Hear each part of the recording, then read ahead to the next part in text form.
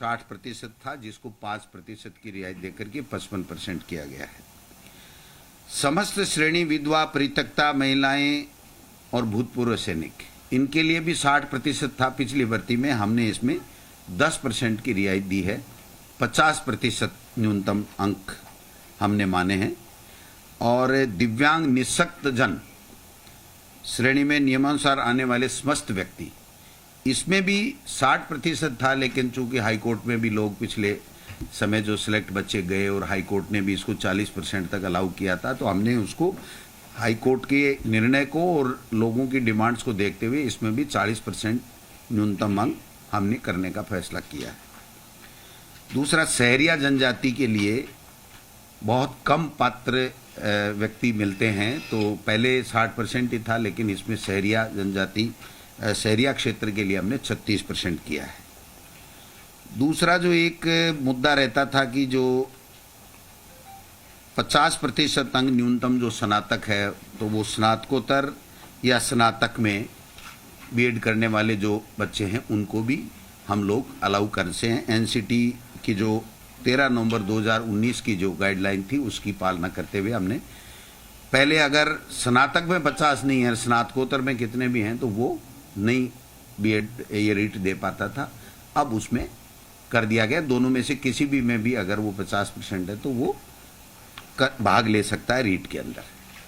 दूसरा जो न्यूनतम अंकों का था, बाकी अन्य कैटेगरी के लिए जो 12वीं में या जो बीए में, उनमें जो छूट थी वो ईडब्ल्यूएस और ये जो हमारा दूसरी जो दोनों एमबीसी है उसमें भी उसको शामिल करते हुए पहले की तरह बराबर इन दोनों कैटेगरी को भी हमने शामिल कर लिया है।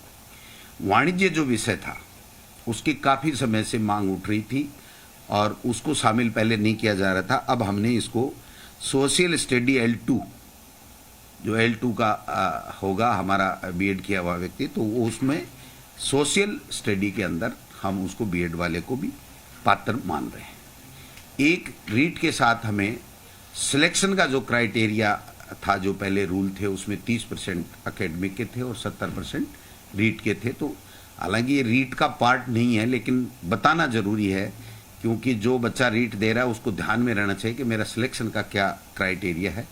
तो उसको जो हमारे राजस्थान के नौजवान शिक्षित बेरोजगार जो ज़्यादा आने चाहिए, जिनकी बहुत बड़ी मांग थी, उसको ध्यान में रखते हुए अब जो पहले हमने टेट में कर रखा था उस तरीके से यहाँ पर 90% रीट का वेटेज होगा और 10% उसकी जो एकेडमिक योग्यता होगी उसका होगा। तो ये 30% पिछली सरकार के समय था, जिससे काफ़ी ये शिकायतें आई थी और काफ़ी फर्जी डिग्री लेकर के बाहर के लोग भी आ गए थे।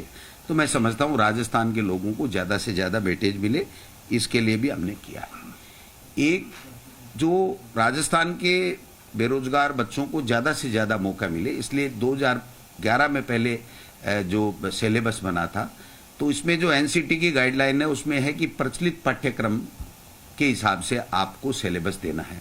तो हमने दोबारा से सिलेबस तैयार करवाया माध्यमिक शिक्षा बोर्ड की टीम से, और उस सिलेबस में हमने राजस्थान को, जहाँ जहाँ हमारी पुस्तकों में राजस्थान है वहाँ पर राजस्थान को सबसे ज़्यादा, राजस्थान की भौगोलिक परिस्थिति, संस्कृति आदि चीज़ों को हमने, भूगोल, इतिहास, कला, संस्कृति, सबको वेटेज देते हुए सिलेबस का निर्माण किया है। और जो सिलेबस है वो भी हम रीट के साथ या 1-2 दिन में जो भी माध्यमिक शिक्षा बोर्ड उचित समझेगा तो उसमें वेबसाइट में साथ में लगा देगा, जिससे वो बच्चे अपना अध्ययन कर सकते हैं।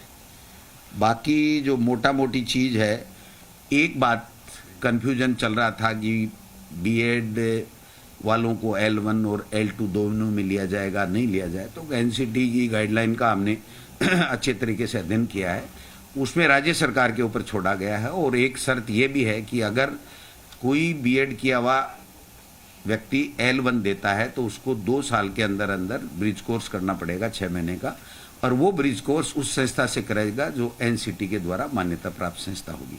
तो ऐसी संस्था राजस्थान में आज की तारीख में नहीं है।